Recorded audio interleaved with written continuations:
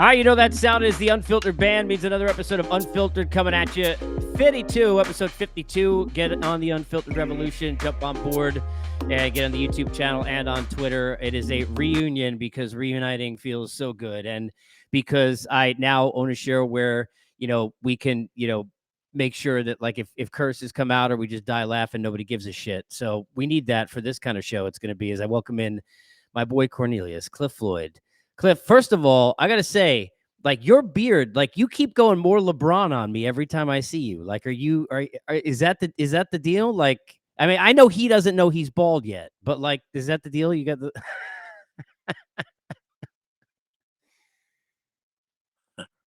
Like they're just going straight to the juggler, huh? Like, hey, I feel like this. I just can't quite get there. Like, like it.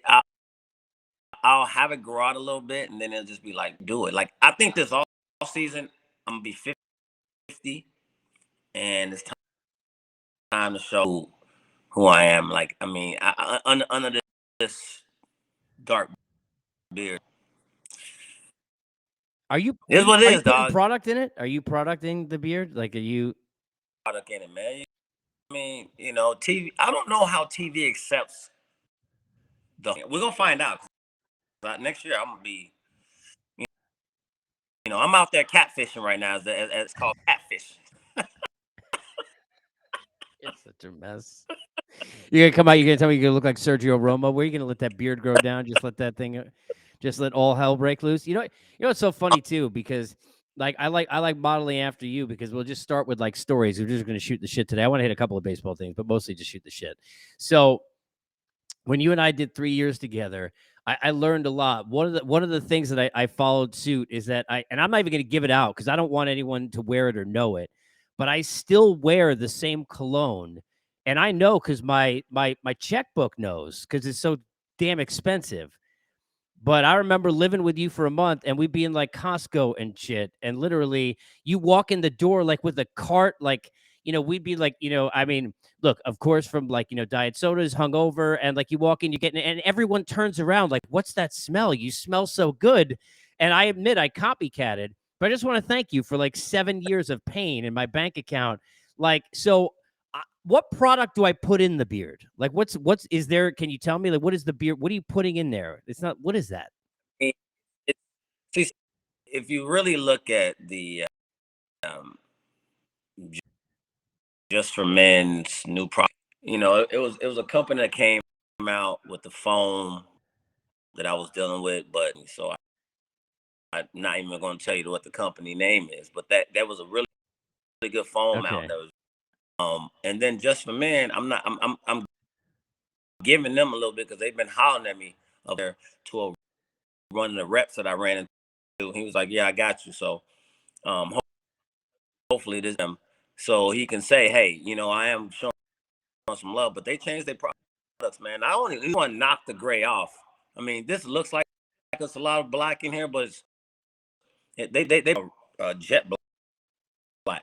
So if you use a little bit of that, you good, man. And the face 100% gray under here, if you can believe it. Yeah, no, I believe it. Yeah, I know how old you are, so I believe it. And just to know the age, I was just gonna say to tell people like so.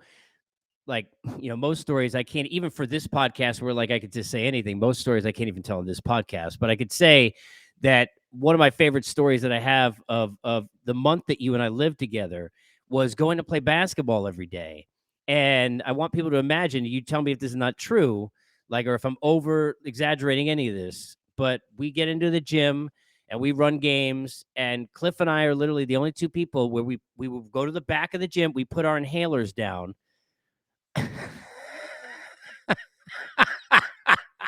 We put our albuterol inhalers down behind the court, like it was like our thing. And then, like, when there was like a break, everyone else gets water and we would get oxygen. Is that fair? Fair. And bro, like I mean, if you don't, so everybody, if you asthmatic situation can be, I'm telling you, it's the worst feeling I've ever encountered. I mean, that of all the things, like you're like, what's the one? Is it like, catching on, plane crash, whatever. Mine is freaking having an asthma attack. Yeah.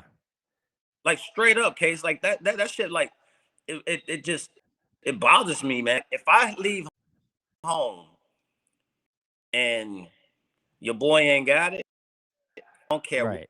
What you gotta Come have back. your Bengay and shit with you too, of course, because you like your knees go down. And like, you know, one of my other favorite things, true or not true, that are you still jumping in on Netflix into seasons of shows like you don't start at the front? Like, because I don't even think people would believe me when I tell the story that's no bullshit that like I walk into like the living room. First of all, Cliffy used to like just wax me in Madden and I never hear the end of it. So like forget it.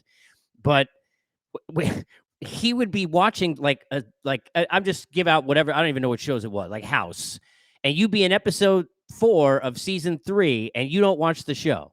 Like you just turn random shit on Netflix. Are you still doing that? Like when you get like a moment? Are you watching anything right now or no? I've gotten a little better. I watched season of that you on Netflix. Uh-huh. Uh, I mean, if I fall asleep on episode 1 and it's on episode 3, I just started. Ain't no sense of going back.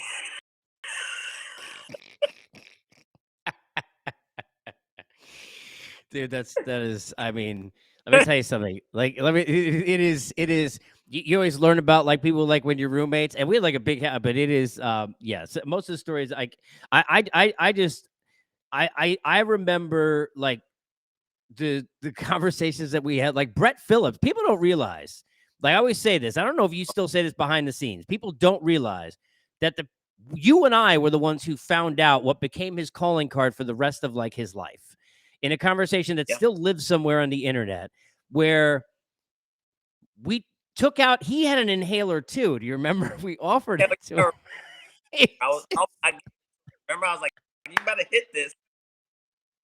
Oh, Dude, and it's funny because like then like everywhere I saw the laughing. I'm like, no, people don't realize like that was just literally 10 minutes with us, and then it was like the beginning of the end, which basically is why it's better that you and I only reunite, at least for now, because I'm gonna keep bugging you about doing more shit. You just did the Old Timers Day. I was asking you about this before we came on, but I'm curious, like, as much as I give you shit about like you're not old, and I love the fact, like, my favorite thing is like when I would joke with you, you're in better shape now than you were in your playing career. How much fun was that? Like being a part of all that? Like give me what you remember, what you got, what you thought about on the plane coming back from New York. dope experience to actually have no idea what the heck it was gonna be. Cohen sort of just felt like he needed over there in Queens. I mean, the reception was off the charts. You won't ever have reception from any fan base that haven't seen their dues, and to come back, Case, and like get to the hotel, talking to Piazza. Piazza has a vodka out now. Like he's signing H. I'm just talking about the little things of like the whole weekend. I mean, you just sitting there chatting, and then you get to the ballpark. You got 20, 30,000 people as you. I mean, I don't think you can really put into words how amazing it was unless you was walking with me next to me, going, "Can you believe this shit? Like, can you really like how they coordinated?" And I know, big corporations put 200 uh, uh, people events and stuff where you have 200 and all works out and everybody flies in. It's like, oh, no big deal. That's what we do. We have event planners that do it in the middle of a season, in the middle of a pennant race. Like to have that, man, where the boys from the teams came out and watched us. It was memories you'll cherish forever, and it's not just that cliche memory. where you're like, oh, here, like this is somewhere, like my bag, I'm gonna figure out a way to like put my jersey, my glove, my ring that Stevie Cohen gave everybody in that room, the old timer tags, the bag with the old, like I'm gonna figure out a way in my crib for real. Like you need to see how it's sort of like it was something you'll never forget, man. For real. Did you know? And Jay is the biggest part of that. Jay Horowitz, right? I mean, like people don't realize is like, I mean, he's such a beloved dude because he's such a player's guy. I mean, great at his job, but I mean, really, like in my whole like career that he was there that I'm covering the Mets is not today, not today. Is I mean, it was always like, I mean, he's always defending. He was great as far as for the players and does a great job, but he coordinated that shit like mad. I mean, it was, dude. I thought it was amazing too, like just how into it the guys looked, right? Like there were some dudes on there that haven't been on the team in like 50 years. I mean, no offense, you just played a few years ago, but you had guys that like shit that were in the 70s, like some of those bad teams, like and you don't even know the dudes that much. Even me, like I'm looking, I'm like, okay, who's Lockwood? Who's this guy? That was such a cool moment to see everybody kind of together. Is that is that turnaround for you huge? Like being a player there with the Wilpons to now seeing it with Cohen, like how much was that a conversation for players? Like, holy shit, this is totally different. Right. Yeah, I think the players really like, you know, saw through different lenses. Fred was there. Fred saw, and Fred Wilpon was just. I mean, that's my dude. So like what Stevie's doing, very quiet, chill. Um, so there's something about him that just wants to like just buy a championship, but he needs it. It's in his blood. Like he can taste it. You know what I mean? It's if they fall short, I know people gonna be like, man, shut the hell up, bro. He gonna give Aaron Judge fall short. Like this team is not athletic enough for him. I don't think, but he can taste it though. Okay, he's mild mannered, chill with it. But something about them eyes when you look at him, you like this dude has to win. And I think every conversation about the boys that were there talk something different, and that's what you keep hearing about over there in Queens. It's something different. There's something different going on. Yeah, Buck started it, and Buck might have helped Billy Epler with some of the moves they made this offseason, all that perfect way. I mean, this is probably after all the times you and I have talked about it. We must say this is probably the most field depth chart offseason you could pop this team is needs, right? It's the best team they've had since the team you were on. And, look, the 06 lineup was better than this one by far. And even 05, 06, when it was healthy, 99, 2000 before you, also same thing. But the pitching, I mean, look, no offense to like Oliver Perez. And like, it's like, by the way, like I was going to ask you, like, if Traxel pitched, would the game still be going on right now? Hey, we got like like tracks. You know what's funny is I saw the highlight of everybody kept asking you. My favorite was like I see like these interviews and like people asking like this question like you know what was it like making that catch like when they won the division and like no offense to the guy who led the league in assists who has Chipper Jones told you and I when we were interviewing him that's because everyone ran on you, but like you had to stand there. This wasn't like right, but the game itself that was and I've watched that back since. How much does it make it better maybe in some ways that the Mets and the Braves are fighting tooth and nail the way they are? Like is it I'm not saying that had anything to do with why that team in 06, right? But you guys were going to win. You were the best team in the National League. Is there a benefit to the fact that the Mets are going to feel like game 7 here a lot of this month, the Braves too, like teams in tight division races? You buy into that? I buy it only because like you've held waiting for the collapse. You hear like I read everything. I'm almost too much. Like I got a lot of time, and I read so much shit about just what what the Mets are. Like this is the time where we watch because you think the collapse is coming. I'm gonna tell you something. Like, yeah, they only one up right now. Yeah, Max came out the other day and all that shit. But like this team is resilient. So you watching a squad that's resilient, that's tough. That you hear the conversations after the game. I read all the post game stuff because I like to see what the player was saying. He was saying how when the ninth inning comes around, it's like let's go boys, and everybody know what's going on. Like they all on the same page. The only problem, the Braves are athletic and real. Case. Oh yeah, for sure, and deep, deep. When you watch them play, you're like, I mean, this Grissom kid, Harris the second, Austin Riley is right there with Goldie, in my opinion. I know we got Polar, but I'm just saying. Yeah, Arenado too. I mean, Nolan's up there too, right? Sure. Arenado and Goldie, like it's we Arenado, Goldie, and Polar Bear sitting there, right?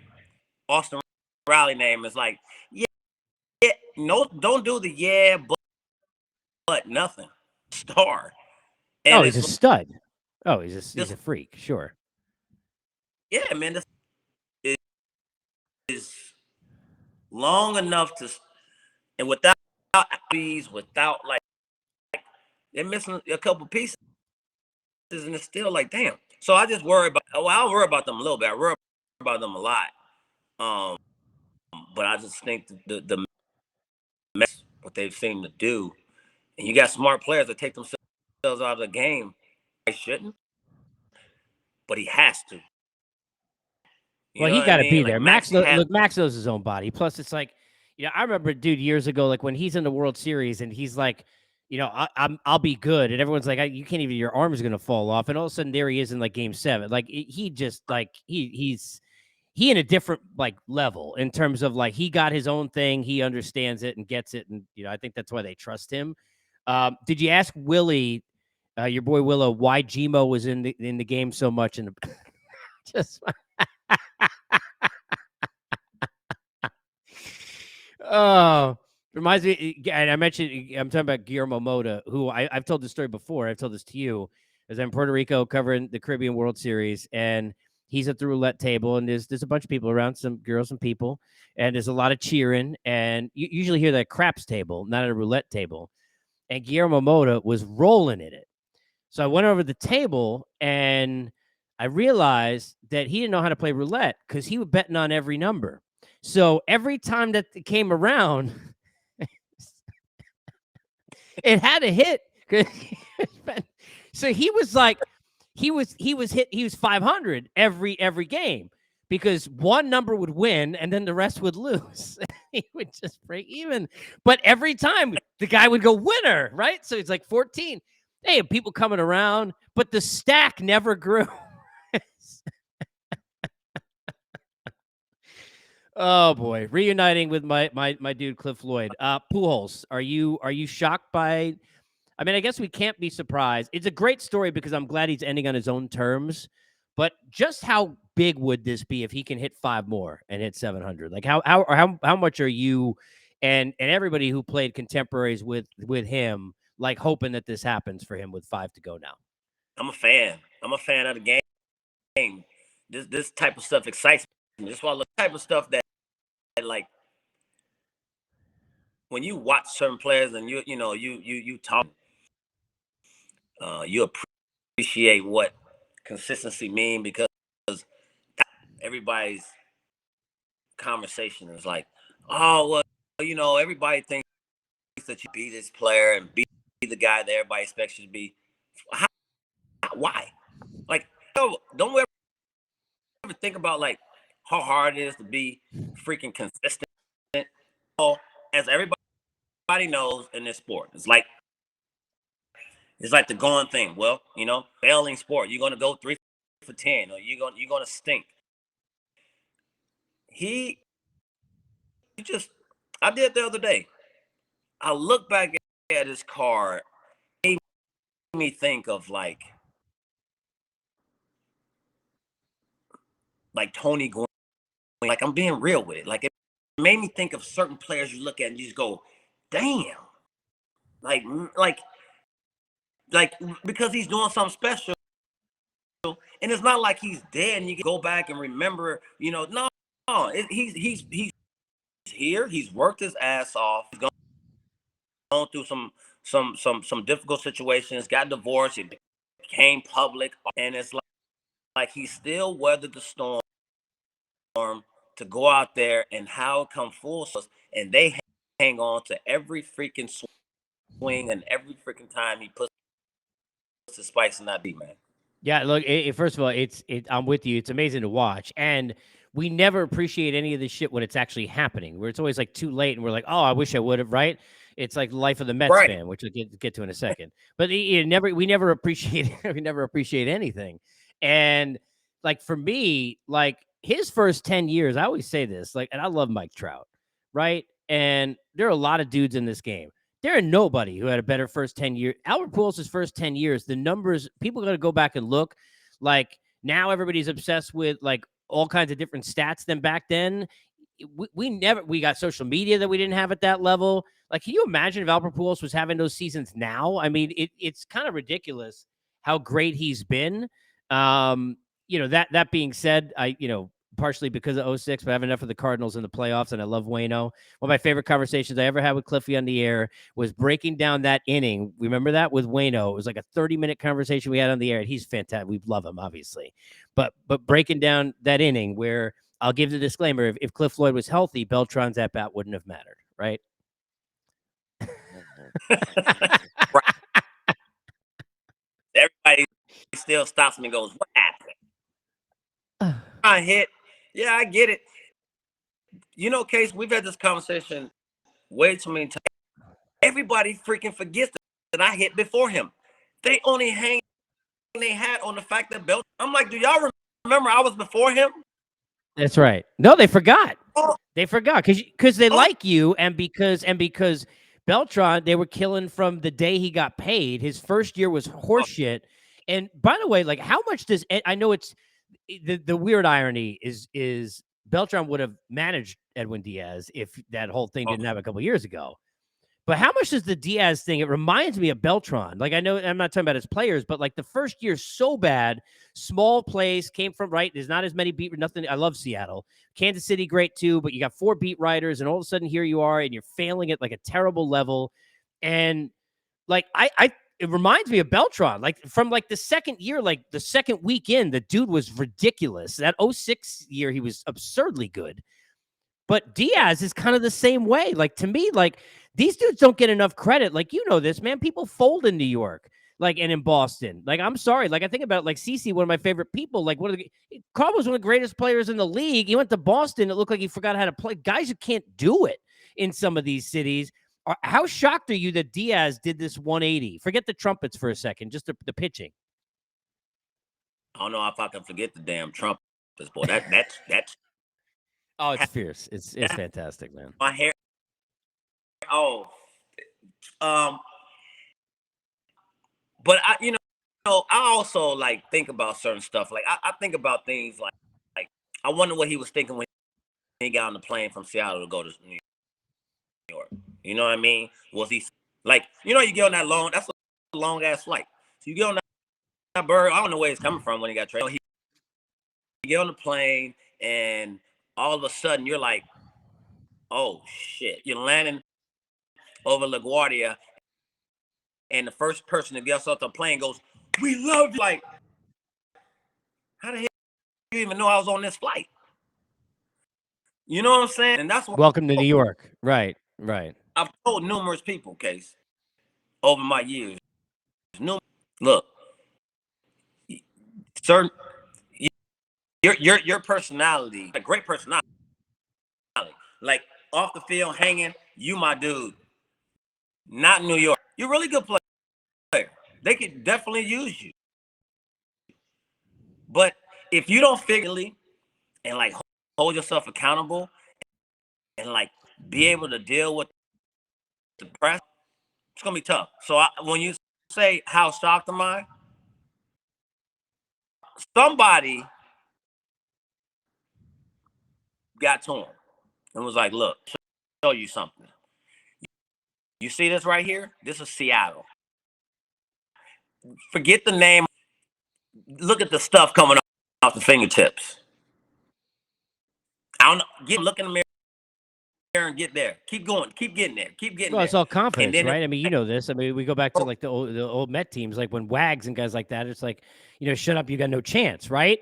Diaz got the stuff. He got the same shit, right? He's got better shit, right? But he wasn't throwing the fastball with balls for about 2 years. Exactly. And look, I told Billy Wags numerous times, like, Wags, my boy told me you tipping. You know, Wags told me, Case, hit it. I'm like, Yeah, right. Oh, shit. Of course. Yeah, of course. But you know this. I mean, closers are crazy. The ones that succeed, you got to have that shit. Otherwise, you got no chance. I reference. I got to go back for a second because playing in New York. So the Met fans right now, I gotta air this out for a minute. They're driving me fucking bananas. All right, like I can't. I'll tell you why. Because they don't enjoy anything. They're the most miserable group of Met fans. It's not everyone, but the most vocal ones, right? We're going to collapse. First of all, the Braves are like 61-20 over the last 3 months. There's no collapse. The Mets have been 20 games over 500 for the last couple of months. They're 37 or whatever it is, 36 overall, best record since 88. They haven't given up the lead yet. This is not a collapse. This is the Braves are the defending champs, and they're really freaking good. And so are you. And it's going to go down to the last week. Yeah. How hard is it as a player to not hate fans sometimes when they're like fickle like that? Like, we love you. Like, I'll give you a quick example. I saw a fan, right? It came across my timeline. Somebody had retweeted it. It was some idiot, but somebody about like Pete Alonso looks clueless and like yada, like this is a Met fan, right? So like I clicked this timeline. I was like curious. This dude, he had like 1,000 followers. Like, who the hell is this guy? All like, Pete Alonso's great. Pete Alonso's awesome. I flipped back to the home run derby. This guy's like salivating, drooling all over him like he's on Cinemax, right? And now he's out there, Pete Alonso clueless. Like, how do players deal with that? Like, I don't know if I could handle that. Like, to me, I think that would be like, you know what? I'm shutting all you out because that pisses me off. I mean, if you have, and you got a shot at it. I mean, that's the only way, Case. I mean, you to it as much. Like, paying attention to detail for an athlete, it's not good. You paying attention to way too much crap, and you're only going to answer. You're not answering the good people. Like, I mean, do we not understand what this sport is and why we love it so much? The freaking Mets are arguably the best team in our sport today. You get beat by the Nationals, scored 14-2.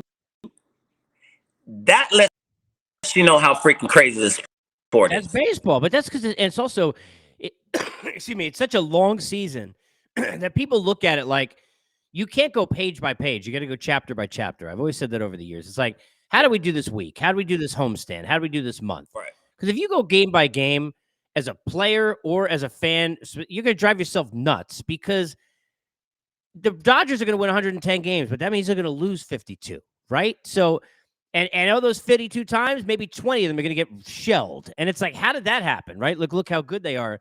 You just can't have it at the wrong time. What's your take on, right? I'm going to add real quick. Go ahead. Yeah, please. To the point you just said right there, the hottest right now, if you and I was both, like, we sit at the crib, we chilling, we a month here, we working together, and we at the crib. Do anybody in the sport want to play? Hell no. If you have contending hopes, you better stay. They're trying to leave a lasting impression on their manager and their coaching staff and everybody else. That's right. That's right. That's bottom line is.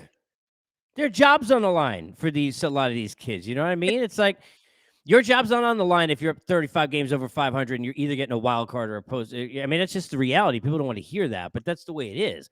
Those dudes Yeah. you're playing, that guy out there on the mound, that might be his job. Like it's an audition, whatever it might be. Yeah. American League, Houston, and then there's a bunch of other teams. Obviously, the Astros are the best team.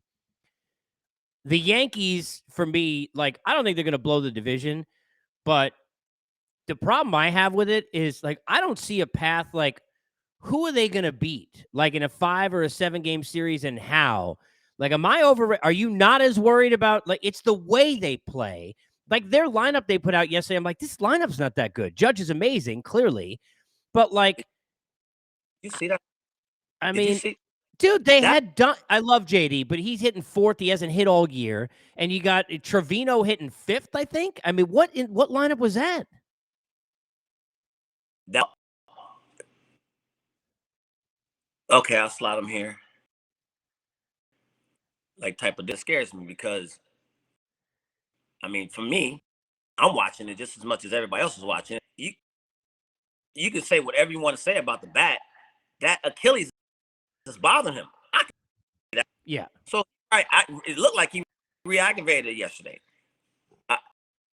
You love him, and I said we said it earlier, and I'm what in your right what in hell are you doing pitching the Judge right now? Oh, come on, man. I don't get it. I don't get it. I don't Hey, understand it, man. I don't. you you can't tell me if you watching at a bat, you going 1-0, you look like you got a nice little feel of your little off speed pitch, cool. And well, these guys are major league players too. Give me a break. Dude is hitting every mistake possible, and get away with is oh, he ain't hitting this one good. Oh, he ain't hitting this pitch. Like, I don't care if he gets himself out on the first pitch, cool. I'm not in no means necessary going to give Aaron count a fat piece of any pitch over the plate and say, oh, he ain't hitting off. Case, fire your analytical team. They stink. Yeah. Well, it's not even. I think people get lost in like at some point. You gotta look at the game and say, there's no one else on that team you're afraid of. And teams at one point Donaldson, at one point well, not now, any of those guys. I will tell you something that I'd be afraid of. I want to hit this before we wrap. This Celestino to Sanchez thing with this swing that almost hit Gary in the head. Did you see this? Oh my Okay, God. so What the hell was all right now? walking that close? I don't know what. Look, I think Gary got lost. He was thinking I'm in the Bronx tomorrow, and how the hell am I going to deal with that? And I think he was just lost. But I want to know, like, here's the thing that doesn't get first of all, we all like joke about it, like on Twitter, like, and everybody's like if that had hit, that would have been the scariest fucking piece of video we've ever had. You can give me like injuries to Joe Theismann or anything you want. Like, what would have happened, the damage of that would have been just, I mean, literally atrocious. What are you saying if you're Gary Sanchez and you see the video or you're a teammate to that kid? He's a young kid. He's hit like 180 this year. But Sanchez shouldn't be there. But, dude, like, do you know where you are right now? Like, how are you swinging and almost hitting the dude in the face? Like, he didn't even feel him coming. I don't get that either. Come on, man. If I'm on deck,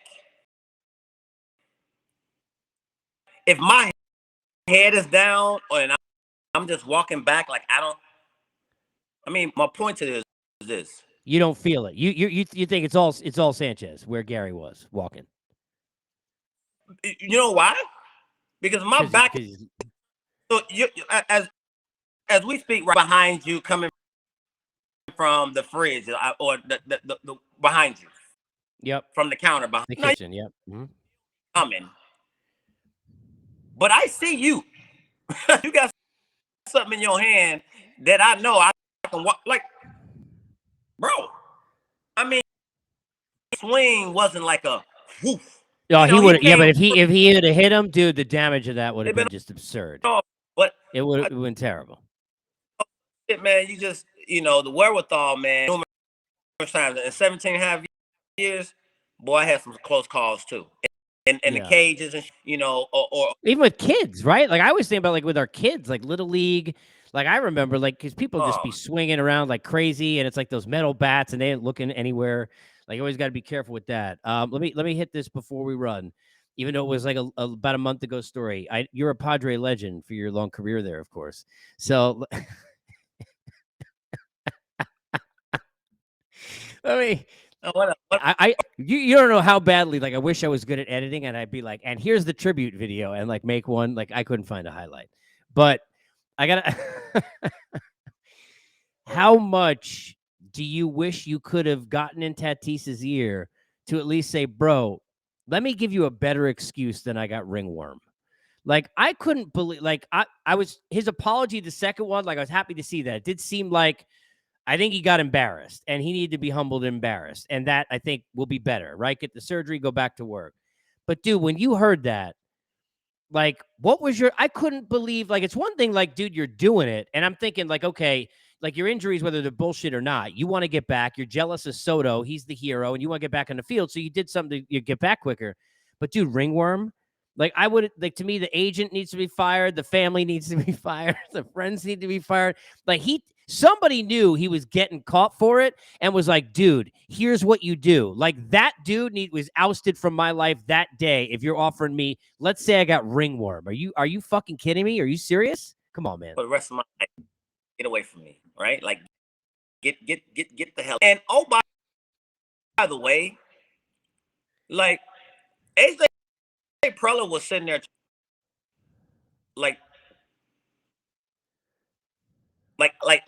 you there to pick me up and dust me off, and I get that. But I just have with like everything he's done thus far. And I know, look, and I'll say it again. Oh, have I made some freaking damn bad mistakes? Oh gosh. But I think integrity, and I think like how shit is done, how I put certain things into That's like it. that box and be able to detail Yes. and everybody knows exactly how how how fucked up it was. Okay, cool. This is what I want everybody to realize though. Well, we saying, we get to pick and in our country. That's what we do, right? We pick and choose who you forgive.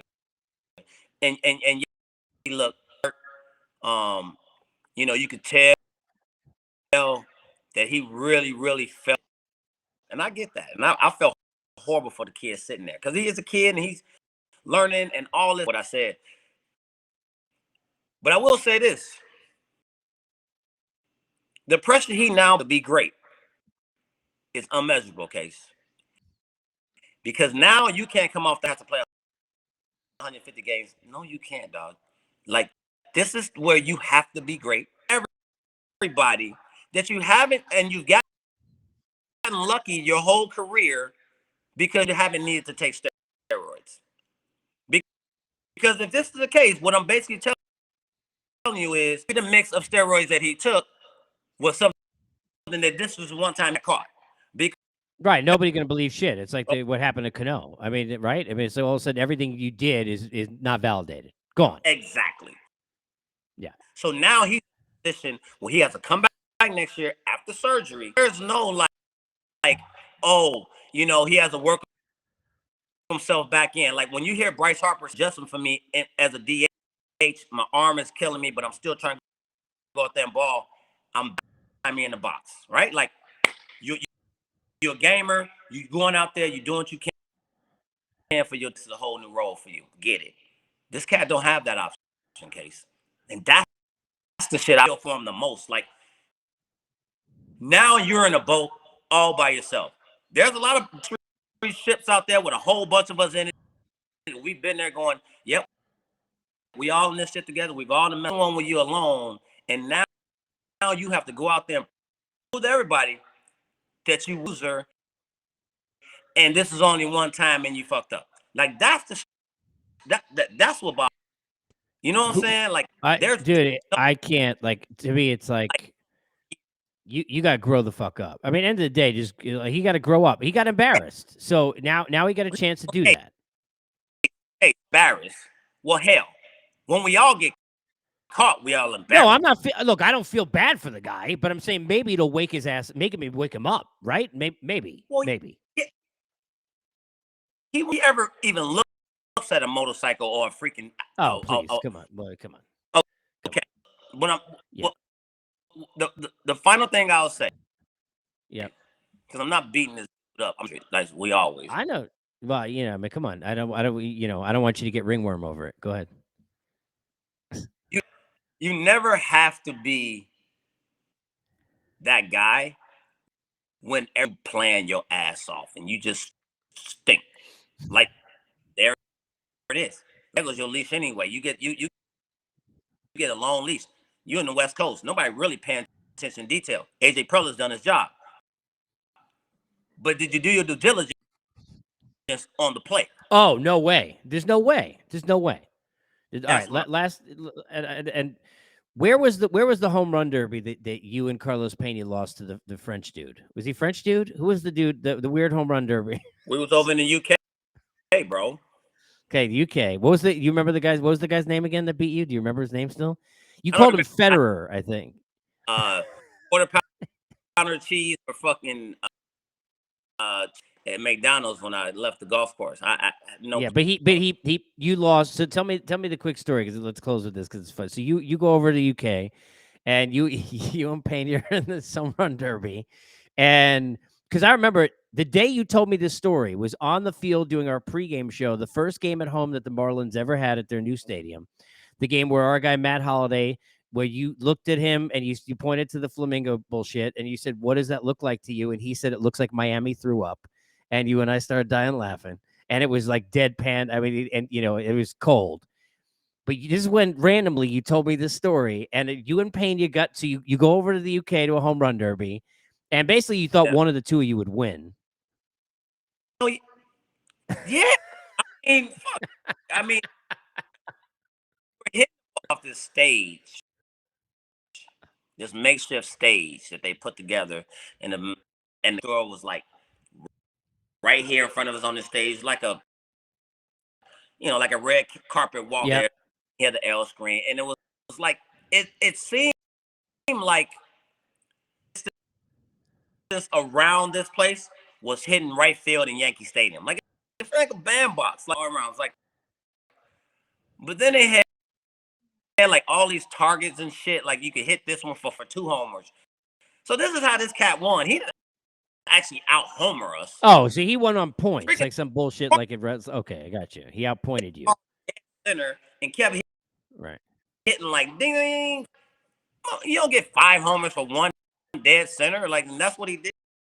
But Dude, your arm was so dead eye inaccurate. They should just had you throw instead. yo, look, I was in uh bro. They should have a Back to the Future's home guys should be able to get in. 55. I would love that. I would love that. I would love that. Yeah, I would love Yeah, that. Love that. because I mean, I tell you, the other day gave me the juice. Hey, the juices were flowing, dog. I thought for sure I was gonna bling in the right field. By the way, Well, yeah, you pulled that oh, humble bullshit. Like people would asking me to hit a home run. I was just trying to make contact. And I'm like, I know you're in the cage somewhere trying to take hacks. so you want to know what look, me analytics, right? Yeah. You know how hard it was off the bat. Francisco, and it was 105 off the bat. No shit, really? Well, that doesn't surprise me. You always hit the ball hard. Yeah, I mean, I had to Then you got to run to first. Well, that's